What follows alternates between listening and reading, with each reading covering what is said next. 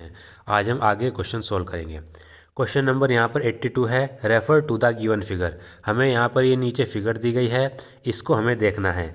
तो इस नीचे फिगर में आप देखें यहाँ पर क्या हो रहा है, यहाँ पर ट्रांसलेशन हो रहा है। यहाँ पर mRNA है, यहाँ पर ये राइबोसोमल यूनिट दी गई है और यहाँ पर एमिनो एसिड जुड़ रहे हैं और यहाँ पर ये इनके tRNA। तो ये क्या प्रोसेस हो रहा है, इस फिगर में यहाँ पर ये ट्रांसलेशन प्रोसेस हो रहा है, यानी mRNA से यहाँ पर प्रोटीन सिंथेसिस हो रहा है। Select the option which identifies polarity X and Y. हमें क्या करना है, यहाँ पर नीचे ऑप्शन दिए गए हैं, उन ऑप्शन में से एक्स और वाई की पोलरिटी को आइडेंटिफाई करना है। And DNA sequence coding for serine P and the anticodon for the same amino acid Q. साथ ही साथ हमें एक तो एक्स की और वाई की पोलरिटी को आइडेंटिफाई करना है, साथ ही साथ जो यहाँ पर सीरीन है इसकी हमें डीएनए सीक्वेंस कोडिंग को फाइंड करना है। इसकी डीएनए सीक्वेंस कोडिंग को फाइंड करने के बाद इसी एमिनो एसिड यानी सीरीन की ही हमें एंटीकोडोन को फाइंड करना है। तो ये चार चीज़ें इसमें हमें फाइंड करनी है। तो सबसे पहले तो आपको पता होना चाहिए ये क्या है, ये राइबोसोमल यूनिट है। और जो राइबोसोमल यूनिट है वो एमिनो एसिड को कैसे फॉर्म करती है, 5 प्राइम से 3 प्राइम डायरेक्शन में मूव करके। जो राइबोसोमल यूनिट है वो एमिनो एसिड को कैसे ज्वाइन करेगी, कैसे मूव करेगी, फॉर्म करेगी, 5 प्राइम से 3 प्राइम डायरेक्शन में मूव करके। तो इसका मतलब क्या हो रहा है, जो ये राइबोसोमल यूनिट है ये इस वाले डायरेक्शन से इस वाले डायरेक्शन में जा रही है और यहाँ पर एमिनो एसिड फॉर्म होते जा रहे हैं, जुड़ते जा रहे हैं। इसका मतलब जब ये राइबोसोमल यूनिट इस डायरेक्शन में चल रही है और राइबोसोमल यूनिट हमेशा एमिनो एसिड को 5 प्राइम से 3 प्राइम डायरेक्शन में फॉर्म करेगी। इसका मतलब जो एक्स हुआ ये कौन सी डायरेक्शन हुई, 5 प्राइम या फिर 5 डैश। और जो वाई हुआ ये कौन सी डायरेक्शन हुई, ये हुई 3 प्राइम। तो इससे हमें पता लग गया एक्स हमारा क्या है, एक्स हमारा 5 प्राइम है, वाई हमारा 3 प्राइम है। तो एक्स 5 प्राइम यहाँ पर 3 प्राइम दिया गया है, तो ये ऑप्शन तो एक कट गया। दूसरा ये वाला ऑप्शन भी कट गया। अब हमारे पास क्या बचे, हमारे पास बचे दो ऑप्शन, बी ऑप्शन और डी ऑप्शन। एक चीज़ हमें ये पता लग गई। अब और हमें क्या फाइंड करना है, इसमें हमें फाइंड करना है DNA sequence coding for serine P and the anticodon for the same amino acid. इसमें जो सेराइन एमिनो एसिड है उसकी डीएनए सीक्वेंस कोडिंग हमें फाइंड करनी है, जिसको पी से डोनेट किया गया। साथ ही साथ इस सेराइन का एंटीकोडोन हमें फाइंड करना है। ये दो चीज़ें हमारे पास रह गई। तो सबसे पहले तो हम क्या करते हैं, सबसे पहले तो हमने देखा कि यहाँ तो या तो आंसर यहाँ पर बी होगा या आंसर यहाँ पर डी होगा। अब देखना है बी और डी ऑप्शन में से कौन सा करेक्ट ऑप्शन है। तो सबसे पहले देखिए जो सेराइन है उसकी हमें क्या करनी है, एक तो एंटीकोडोन फाइंड करना है, दूसरा उसका डीएनए की उसकी कोडिंग फाइंड करनी है। ये दो चीज़ें हमें फाइंड करनी है। तो सबसे पहले बात करते हैं एंटीकोडोन की। एंटीकोडोन क्या होते हैं, एंटीकोडोन वे बेस पेयर होते हैं टीआरएनए पे ट्रिपलेट की फॉर्म में। एंटीकोडोन क्या होते हैं, एंटीकोडोन ट्रिपलेट की फॉर्म में टीआरएनए पे यानी ट्रांसफर आरएनए पे बेस पेयर होते हैं एंटीकोडोन। और जब ये एंटीकोडोन टीआरएनए पर मौजूद हैं और आरएनए में क्या होता है, आरएनए में थाइमीन की जगह पर यूरेसिल होता है। इसका मतलब क्या हुआ, इससे हमें एक बात पता चल गई कि जो एंटीकोडोन होंगे उनमें थाइमीन नहीं होगा बल्कि क्या होगा, उनमें यूरेसिल होगा। क्योंकि एंटीकोडोन टीआरएनए पर मौजूद होते हैं और टीआरएनए क्या है, आरएनए का एक टाइप है। आरएनए में क्या होता है, थाइमीन नहीं होता बल्कि यूरेसिल होता है।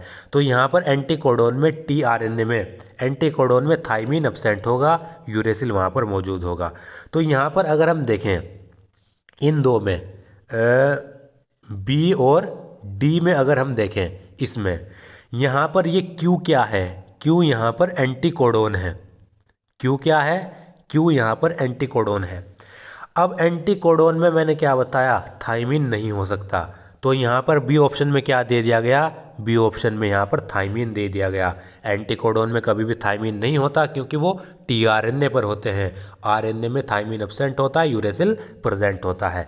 तो इसका मतलब ये ऑप्शन भी गलत हो गया क्योंकि यहाँ पर क्या दिया गया, एंटीकोडोन की सीक्वेंस दी गई TCA, और थाइमिन कभी भी एंटीकोडोन में नहीं होगा। तो ये ऑप्शन भी कट गया। बाकी बचा क्या? D option. डी ऑप्शन ही हमारा आंसर है। एंटीकोडोन की सीक्वेंस क्या होगी? एंटीकोडोन की सीक्वेंस होगी UCA। हो गया। बचा क्या? पी। पी की सीक्वेंस दी गई TCA। अब ये सीक्वेंस सही है या गलत है, इसको आइडेंटिफाई कर लेते हैं। आंसर तो वैसे हमें पता लग गया डी है, लेकिन इसको भी हम प्रूफ कर देते हैं कि ये आंसर हमारा यहाँ पर सही है। तो देखिए कैसे है। हमारे पास एंटीकोडोन की सीक्वेंस है UCA। ये किसकी सीक्वेंस है? एंटीकोडोन की सीक्वेंस। अब ये जो एंटीकोडोन है ये किससे बाइंड करेगा? ये mRNA से बाइंड करेगा। तो mRNA की सीक्वेंस कैसे होगी? इसके कॉम्प्लीमेंट्री। ये तो हुआ एंटीकोडोन। एंटीकोडोन हुआ ये। एंटीकोडोन हमेशा किससे बाइंड करता है? mRNA से बाइंड करता है। कैसे? उसके कॉम्प्लीमेंट्री बेस बना के। तो यहाँ पर क्या होगा? यहाँ पर mRNA पे इसके कॉम्प्लीमेंट्री बेस हो गए। U के साथ क्या जुड़ता है? A जुड़ता है। C के साथ क्या जुड़ता है? G। और A के साथ क्या जुड़ता है? U। तो mRNA की सीक्वेंस हमें पता लग गई AGA। अब हमें mRNA की सीक्वेंस नहीं बल्कि DNA की सीक्वेंस फाइंड करनी है। तो DNA की सीक्वेंस फाइंड करने के लिए हम क्या करते हैं? इस mRNA की कॉम्प्लीमेंट्री बेसिस लिखेंगे। DNA पर A के साथ क्या जुड़ता है? DNA पर A के साथ जुड़ता है T। G के साथ जुड़ता है C। U के साथ जुड़ेगा A, क्योंकि U किसकी जगह पर है? U T की जगह पर है। तो U के साथ जुड़ेगा A। तो DNA पर क्या आ गया? DNA पर जो सीक्वेंस कोडिंग आ गई हमारे पास वो आ गई TCE। पहले एंटीकोडोन पता लगा, एंटीकोडोन से mRNA की हमने बनाई इसके कॉम्प्लीमेंट्री बेस लिख के, फिर mRNA से DNA की सीक्वेंस बनाई इसके कॉम्प्लीमेंट्री बेस लिख के। तो DNA पर क्या होगी? DNA पर TCA। TCA दी गई है, बिल्कुल सही है। तो डी हमारा आंसर है। क्वेश्चन 83 है, which of the following statement is correct regarding ribosome. इनमें से कौन सा स्टेटमेंट राइबोसोम के बारे में करेक्ट है, ये हमें बताना है। Most of a cells DNA molecule are stored there. Ribosome में ज़्यादातर जो सेल का DNA मॉलिक्यूल होता है वो स्टोर होता है, राइबोसोम में थोड़ा ही होता है स्टोर। तो ये गलत है। Complete polypeptide is released from there. Ribosome से क्या होता है? कंप्लीट पॉलीपेप्टाइड चेन बन के वहाँ से रिलीज होती है, बिल्कुल सही है। पॉलीपेप्टाइड चेन यानी प्रोटीन राइबोसोम में सिंथेसाइज होता है, तो ये तो करेक्ट है। mRNA produced there. राइबोसोम में mRNA बनते हैं, गलत। DNA replication takes place there. Ribosome में क्या DNA रेप्लिकेशन होता है? वहाँ नहीं होता, गलत है। तो 83 का आंसर क्या है? बी ऑप्शन यहाँ पर करेक्ट ऑप्शन है। क्वेश्चन नंबर 84 है, What would happen if in a gene encoding a polypeptide of 50 amino acid, 25th codon UAU is mutated to UAA? क्या होगा अगर एक जीन में जो 50 एमिनो एसिड के पॉलीपेप्टाइड को कोड कर रहा है, उस जीन में क्या हो जाए जो 25वां कोडोन है यानी 25th कोडोन है UAU, उसमें म्यूटेशन हो जाए और वो क्या बन जाए? UAA बन जाए। तो आप देख सकते हैं 25th कोडोन है हमारे पास UAU, उसमें म्यूटेशन हुआ, म्यूटेशन होने के बाद वो UAA बन गया। और आपको पता है जो UAA है वो क्या है? UAA हमारा एक स्टॉप कोडोन है। UAA क्या होता है? हमारा स्टॉप कोडोन है। तो जब 25वां कोडोन UAU उसमें म्यूटेशन होने के बाद वो एक स्टॉप कोडोन बन गया, इसका मतलब क्या होगा? जो प्रोटीन का सिंथेसिस है वो सिर्फ 24th एमिनो एसिड तक ही होगा। प्रोटीन का सिंथेसिस कहाँ तक होगा? सिर्फ 24th एमिनो एसिड तक, क्योंकि 25वां एमिनो एसिड तो स्टॉप कोडोन बन गया। जैसे ही चेन 25वें कोडोन पर जाएगी तो एमिनो एसिड का जो प्रोटीन का जो सिंथेसिस है वो वहीं पर रुक जाएगा, क्योंकि 25वां कोडोन म्यूटेशन होने के बाद स्टॉप कोडोन में ट्रांसफॉर्म हो गया। तो सिर्फ 24th एमिनो एसिड तक ही क्या बनेगी हमारी? 24th एमिनो एसिड तक ही प्रोटीन का सिंथेसिस होगा। ए polypeptide of 24 amino acid will be formed. 24 amino acid की पॉलीपेप्टाइड चेन ही बनेगी, बिल्कुल सही है। 2 polypeptide of 24 and 25 amino acid will be formed. 2 polypeptide 24 का इधर 25 का इधर, क्या ऐसे बनेंगे? ऐसे नहीं बनेंगे, सिर्फ यहाँ पर 25वें पर जाकर रुक जाएगी, आगे कुछ भी नहीं बनेगा। A polypeptide of 49 amino acid will be formed, बिल्कुल गलत। A polypeptide of 25 amino acid will be formed. 25 amino acid का पॉलीपेप्टाइड नहीं बनेगा, ऐसा क्यों? क्योंकि 25वें कोडोन में म्यूटेशन हुआ है तो जो प्रोटीन का सिंथेसिस है वो 24वें पर जाकर रुक जाएगा, क्योंकि 25वां क्या बैठा है, 25वां वहाँ पर स्टॉप कोडोन बैठा है, और स्टॉप कोडोन कभी भी प्रोटीन सिंथेसिस में भाग नहीं लेते। तो इसका आंसर क्या होगा, ए, polypeptide of 24 amino acid will be form. 84 का A is the answer. Question number 85 है। यहाँ पर हमें क्या करना है, कॉलम फर्स्ट और कॉलम सेकंड को मैच करना है और करेक्ट ऑप्शन को यहाँ पर सेलेक्ट करना है। तो सबसे पहले देखिए ट्रांसलेशन, ट्रांसलेशन में से इन तीनों में से कौन जुड़ा है, ट्रांसलेशन में जुड़ा है एमिनो एसाइल टीआरएनए सिंथेटेज। अब ये एमिनो एसाइल टीआरएनए सिंथेटेज का काम क्या है, ये क्या करता है, एमिनो एसाइलेशन रिएक्शन को कैटेलाइज करता है। कैसे कैटेलाइज करेगा, ये एमिनो एसिड को ये एंजाइम एमिनो एसिड को उसके कोगनेट टीआरएनए से क्या करता है, जोड़ता है, लिंक करता है। तो इस amino acyl tRNA synthetase enzyme का काम क्या है, ट्रांसलेशन में। तो ए का हो गया फर्स्ट, ए का फर्स्ट इसमें नहीं दिया गया, इसमें नहीं, इसमें नहीं, बाकी इसमें ए का फर्स्ट दिया गया है, तो यही हमारा आंसर है। बाकी ट्रांसक्रिप्शन, ट्रांसक्रिप्शन में कौन सा एंजाइम जुड़ा है, आरएनए पॉलीमरेज, बी का थर्ड। डीएनए रेप्लिकेशन में क्या बनते हैं, ओकाज़ाकी फ्रेगमेंट बनते हैं, तो सी का सेकंड। तो हमारा आंसर क्या है, 85 का बी, ए का फर्स्ट, बी का थर्ड और सी का सेकंड। तो 85 का B is the correct answer. अब यहाँ पर एनसीईआरटी में 6.8 टॉपिक है रेगुलेशन ऑफ जीन एक्सप्रेशन, इसके ऊपर हम कुछ क्वेश्चन कर लेते हैं। तो क्वेश्चन नंबर यहाँ पर 86 देखिए, regulation of gene expression occurs at the level of, gene expression को जो रेगुलेशन होता है वो किस लेवल पर होता है, वो ट्रांसक्रिप्शन लेवल पर भी होता है, प्रोसेसिंग या स्प्लाइसिंग लेवल पर भी होता है और ट्रांसलेशन लेवल पर भी हो सकता है। तो 86 का D is the correct answer, यानी ऑल ऑफ दीज, तीनों लेवल पर जीन एक्सप्रेशन का रेगुलेशन होता है, ट्रांसक्रिप्शन, प्रोसेसिंग और ट्रांसलेशन लेवल पर। तो 86 का D is the correct answer. Question number 87 है, during expression of an operon RNA polymerase binds to, operon की एक्सप्रेशन के दौरान जो आरएनए पॉलीमरेज एंजाइम होता है वो किससे बाइंड करता है। तो ओपेरोन में, यानी ओपेरोन की एक्सप्रेशन के दौरान जो आरएनए पॉलीमरेज एंजाइम होता है वो प्रमोटर साइट से प्रमोटर से बाइंड करता है। किससे बाइंड करेगा, प्रमोटर से। तो 87 का D is the correct answer. Question number यहाँ पर 88 दिया गया है, the sequence of structural gene in lac operon is, lac operon में जो स्ट्रक्चरल जीन होते हैं ZYA, इनकी जो सीक्वेंस होती है वो क्या होती है, इनकी सीक्वेंस होती है इस तरीके से, पहले Z फिर Y फिर A। तो क्या होगा सीक्वेंस, उसमें क्या होगी, लैक Z पहले, लैक Y, उसके बाद लैक A, स्ट्रक्चरल जीन की ये सीक्वेंस होती है। तो 88 का D is the correct answer. Question number यहाँ पर हमें 89 दिया गया है। तो क्वेश्चन नंबर 89 देखिए, match column first with column second and select the correct option from the given code. हमें क्या करना है, यहाँ पर कॉलम फर्स्ट को कॉलम सेकंड से मैच करना है और जो कोड दिए गए हैं इनमें से करेक्ट ऑप्शन सेलेक्ट करना है। तो यहाँ पर देखिए ऑपरेटर साइट, ऑपरेटर साइट का काम क्या है, binding site for refresher molecule, refresher यानी लैक ओपेरोन के दौरान जो रिप्रेशर मॉलिक्यूल होता है वो ऑपरेटर साइट से जाकर बाइंड करता है। तो ए का क्या हुआ, ए का हुआ हमारे पास second. Promoter site, promoter site का क्या होता है, ये जो प्रमोटर साइट होती है ये आरएनए पॉलीमरेज एंजाइम के लिए बाइंडिंग साइट होती है। तो ए का तो हमारे पास सेकंड है, बी का हमारे पास होगा फर्स्ट।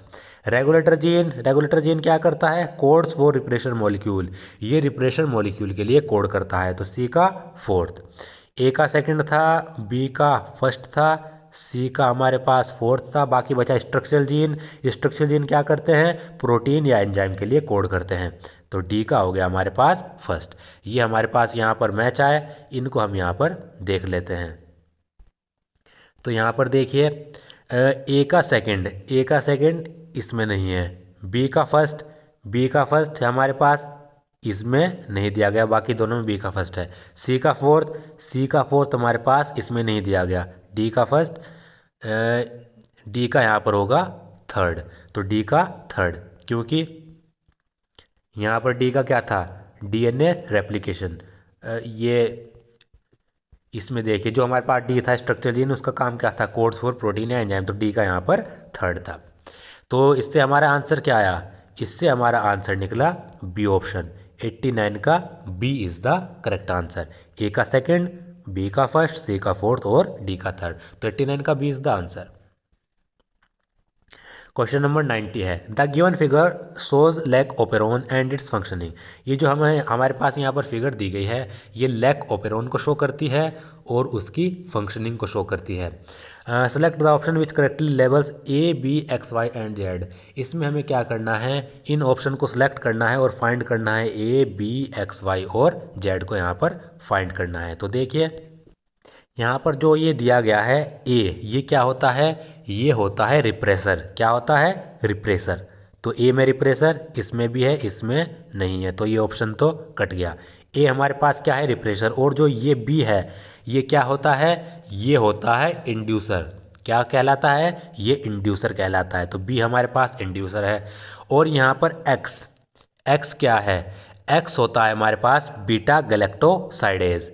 ऐसा क्यों, क्योंकि जो यहाँ पर Z जीन होता है, जो यहाँ पर Z जीन होता है ये किसको कोड करता है, Z जीन कोड करता है बीटा गैलेक्टोसाइडेज को। तो यहाँ पर X क्या होना चाहिए, X होना चाहिए बीटा गैलेक्टोसाइडेज।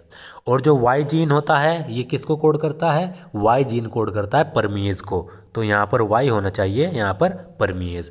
और जो यहाँ पर A जीन होता है, A जीन ये किसको कोड करता है, ये ट्रांस एसिटाइलेज को कोड करता है। तो Z होना चाहिए यहाँ पर ट्रांस एसिटाइलेज। बिल्कुल सही है। तो आंसर हमारा क्या है, आंसर है हमारा ए। तो 90 का A is the correct answer. A repressor, B ये वाला इंड्यूसर, जेड जीन कोड करेगा बीटा गैलेक्टोसाइडेज को, तो X beta galactosidase. Y gene code करेगा परमीएज को, तो वाई परमीएज। ए कोड करेगा जीन किसको, ट्रांस एसिटाइलेज को, तो जेड हमारे पास ट्रांस एसिटाइलेज। तो 90 का is the correct answer. Question number हमारे पास यहाँ पर 91 है which of the following can not act as a inducer. इनमें से कौन सा इंड्यूसर की तरह एक्ट नहीं कर सकता। आपको पता है जो सिर्फ लैक्टोज है वही इंड्यूसर की तरह एक्ट करेगा, बाकी ग्लूकोज ये भी इंड्यूसर की तरह एक्ट नहीं कर सकता, गैलेक्टोज भी इंड्यूसर की तरह एक्ट नहीं कर सकता। तो 91 का आंसर क्या हुआ, डी बोथ ए एंड सी। ये और ये इंड्यूसर की तरह एक्ट नहीं करते, लैक्टोज इंड्यूसर की तरह एक्ट करता है। तो both A and C is the answer. Question number 92। Question number 92 है इंड्यूसिबल ओपेरोन सिस्टम। सबसे पहले तो हमें पता होना चाहिए जो इंड्यूसिबल ओपेरोन सिस्टम है वो क्या होता है। तो इंड्यूसिबल ओपेरोन सिस्टम वह ओपेरोन सिस्टम होता है जिसमें ओपेरोन को एक इंड्यूसर रेगुलेट करता है। ओपेरोन को कौन रेगुलेट करता है, इंड्यूसर। जब ओपेरोन एक इंड्यूसर के द्वारा रेगुलेट होता है ये कहलाएगा हमारा इंड्यूसिबल ओपेरोन सिस्टम।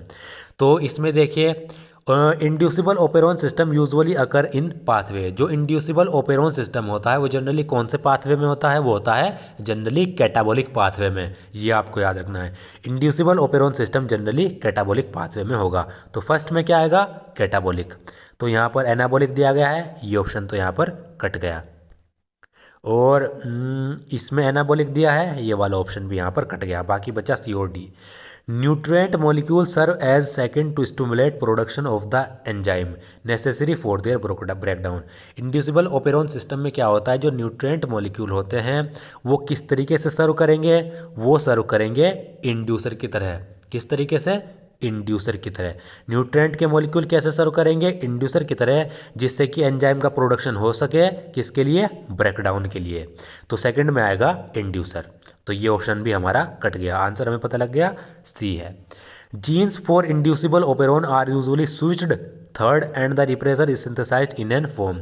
जो इंड्यूसिबल ओपेरोन के जो जीन्स हैं वो जनरली क्या होते हैं, वो जनरली स्विच्ड ऑफ होते हैं यानी बंद रहते हैं, और जो रिप्रेशर होता है वो एक एक्टिव फॉर्म में सिंथेसाइज होता है। तो सी हमारा इसमें आंसर है। Inducible operon system usually occur in catabolic pathway. Nutrient molecules serve as inducer to stimulate production of the enzyme necessary for their breakdown. Genes for inducible operon are usually switched off and the repressor is synthesized in an active form. तो 92 का C is the correct answer. Question number 93 है repressible operon system. अब repressible operon system वह operon system जिसको एक repressor की presence में repress किया जा सके। रिप्रेसर की प्रेजेंस में जिस ओपेरोन सिस्टम को रिप्रेस किया जा सके वो कहलाएगा रिप्रेसिबल ओपेरॉन सिस्टम। तो 93 में देखिए, repressible operon system usually found in dash pathways. जो रिप्रेसिबल ओपेरॉन सिस्टम होता है वो जनरली कैसे पाथवे में पाया जाता है, वो एनाबोलिक पाथवे में पाया जाता है। ऊपर inducible operon system catabolic pathway में, repressible operon system anabolic pathway में। तो ये दोनों ऑप्शन हमारे पास कट गए क्योंकि इसमें कैटाबोलिक दिया गया है। The pathways end product serve as a to activate the repressor, turn off enzyme synthesis and prevent over production of the end product of the pathway. जो इस पाथवे के जो एंड प्रोडक्ट होते हैं वो किस तरीके से एक्ट करते हैं, वो एक्ट करते हैं को रिप्रेसर की तरह। रिप्रेसिबल ओपेरॉन सिस्टम के जो पाथवे के जो एंड प्रोडक्ट होंगे वो को रिप्रेसर की तरह एक्ट करेंगे, जिससे कि वो क्या कर सकें, रिप्रेसर को एक्टिवेट कर सकें, एंजाइम सिंथेसिस को बंद कर सकें, और जो इनके एंड प्रोडक्ट है उसके ओवर प्रोडक्शन को, वो ज़्यादा प्रोड्यूस ना हो जाए, उसको प्रिवेंट कर सकें। तो इसके कैसे एक्ट करते हैं, को रिप्रेशर की तरह। Genes for this operon are usually switched on, third में क्या आएगा, on, and the repressor is synthesized in an inactive form. और रिप्रेसर किस तरीके से सिंथेसाइज्ड होता है, इनएक्टिव फॉर्म में। तो 93 का हमारा ए हमारा आंसर है। Repressible operon system usually found in anabolic pathway. The pathways and products serve as a co-repressor to activate the repressor, turn off enzyme synthesis, and prevent overproduction of the end product of the pathway. Genes for this operon are usually switched on, and the repressor is synthesized in an inactive form. तो 93 का A is the correct answer. तो यहाँ पर देखिए column first और column second दिए गए हैं, इनको मैच करना है। तो ग्रिफिथ देखिए, ग्रिफिथ इन चारों में से किससे जुड़ा हुआ है, ग्रिफिथ यहाँ पर जुड़ा हुआ है ट्रांसफॉर्मेशन प्रिंसिपल से। तो ए का हमारे पास क्या हो गया, ए का हो गया हमारे पास फोर्थ। बात करते हैं हर्शी एंड चेज। हर्शी और चेज यहाँ पर किससे जुड़े हुए हैं, हर्शी और चेज जुड़े हुए हैं ट्रांसडक्शन से। तो बी का हो गया हमारे पास थर्ड, बी का क्या हो गया, थर्ड। बाकी यहाँ पर देखिए यहाँ पर देखिए थर्ड, ए का फोर्थ, बी का थर्ड, मिसल्सन एंड स्टॉल। जो मिसल्सन और स्टॉल है वो किससे जुड़े हुए हैं, वो जुड़े हुए हैं सेमी कंजर्वेटिव डीएनए रेप्लिकेशन से। तो सी का हो गया हमारे पास सेकंड। बाकी Jacob and Monod lac operon से। तो डी का हो गया हमारे पास यहाँ पर फर्स्ट।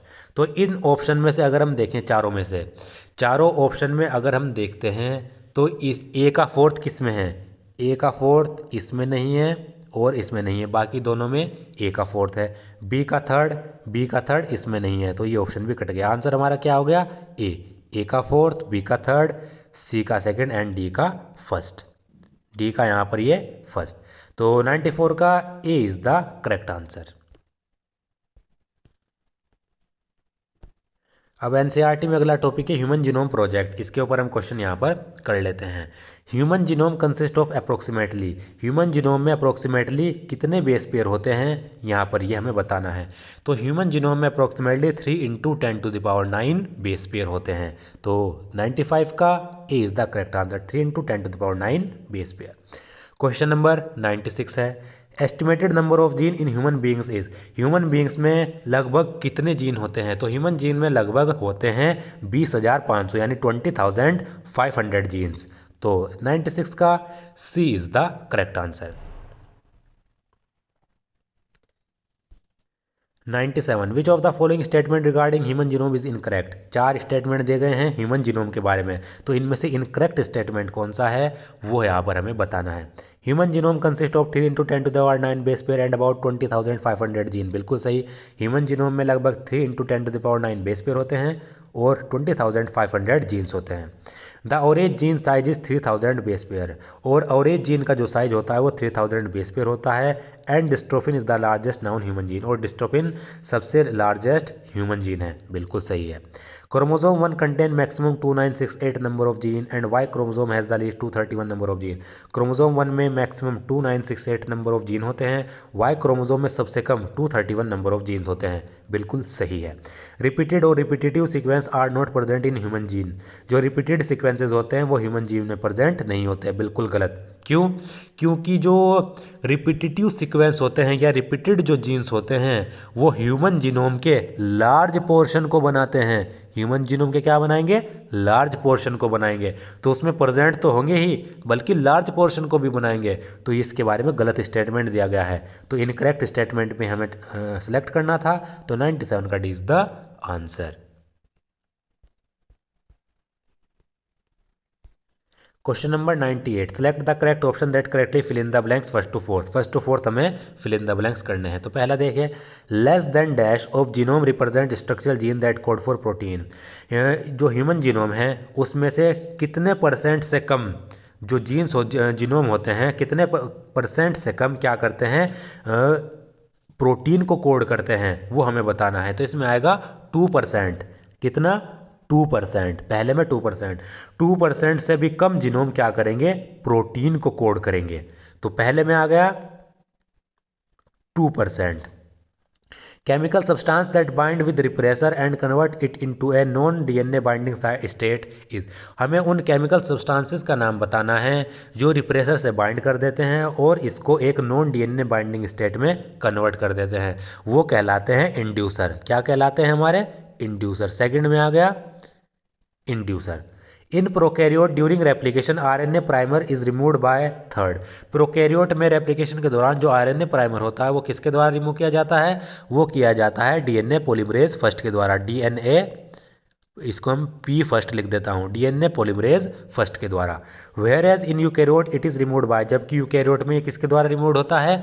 ये रिमूव होता है डीएनए पॉलीमरेज बीटा के। किसके द्वारा? डीएनए पॉलीमरेज बीटा के द्वारा।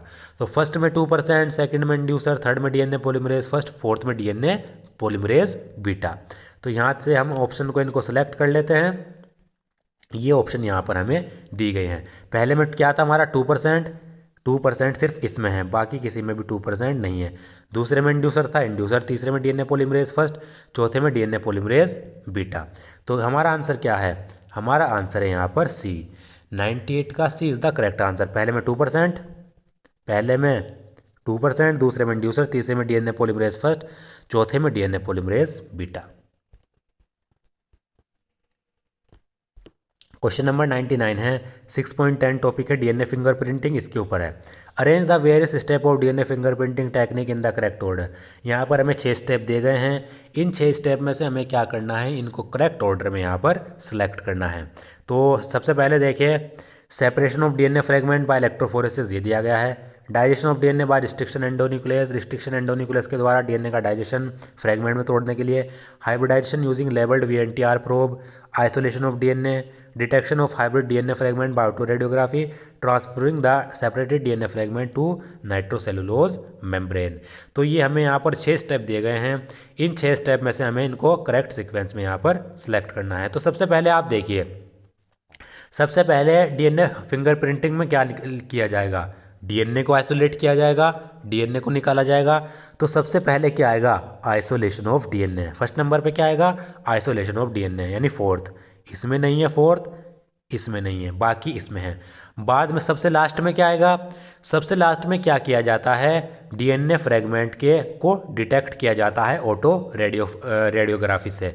तो फिफ्थ इसमें सबसे लास्ट में आएगा, detection of hybridized DNA fragment by autoradiography. तो फिफ्थ सबसे लास्ट में, इसमें भी दिया गया है, इसमें भी दिया गया है। तो पहला और लास्ट का हमें पता लग गया। पहले पर क्या? पहले पर हमारे पास है यहाँ पर isolation of DNA, first number पर हो गया। दूसरे नंबर पर क्या करेंगे? दूसरे नंबर पर अगर हम देखें, जब हम डीएनए को आइसोलेट कर लेंगे तो उसके बाद उनको रिस्ट्रिक्शन एंडोन्यूक्लियस एंजाइम से उनको डाइजेस्ट करेंगे, उनको फ्रेगमेंट में तोड़ने के लिए। तो सेकंड नंबर पर क्या आएगा? Digestion of DNA by restriction endonuclease. तो सेकंड नंबर पर, इसमें फर्स्ट दिया गया है तो ये ऑप्शन भी कट हो गया। आंसर हमारा क्या हो गया? ए। उसके बाद क्या करेंगे हम? जब उनको रिस्ट्रिक्शन एंडोन्यूक्लियस एंजाइम से डाइजेस्ट कर देंगे तो जो डीएनए फ्रेगमेंट है उनको जेल इलेक्ट्रोफोरेसिस से सेपरेट करेंगे, अलग अलग करेंगे उनके साइज के आधार पर। तो फर्स्ट आएगा तीसरे नंबर पर, हो गया। उसके बाद जो डीएनए फ्रेगमेंट आए उनको हम ट्रांसफर करेंगे नाइट्रोसेलुलोज मेम्ब्रेन पर। तो सिक्स्थ आएगा हमारा फोर्थ नंबर पर। उसके बाद क्या होगा?